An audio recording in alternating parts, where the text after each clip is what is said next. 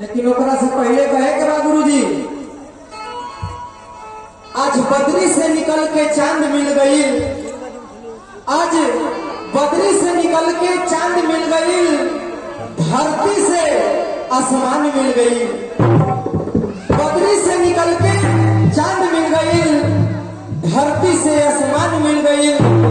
हमारा दिल में हिलोरा मारता गुरुजी, हमारा दिल में हिलोरा मारता कि आज हमरा रउआ लोग सब ऐसा मेहमान मिल गए।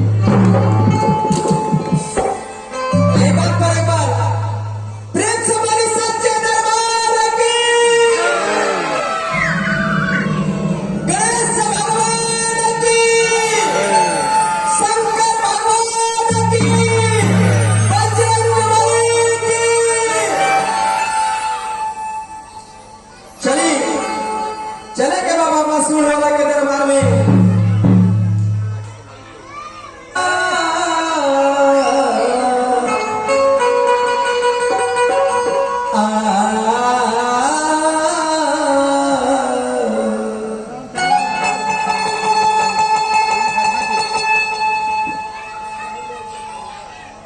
जय हो गणेश मंगल करना,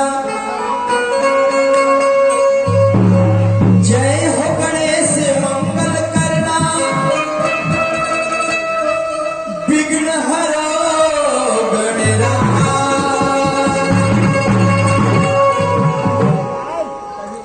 एक पितन वदना, सिद्ध करो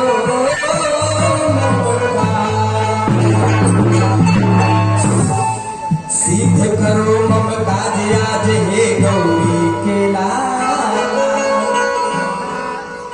सिद्ध करो मम काज आज हे गौरी के लाल। और माता जिनकी पार्वती जी, पिता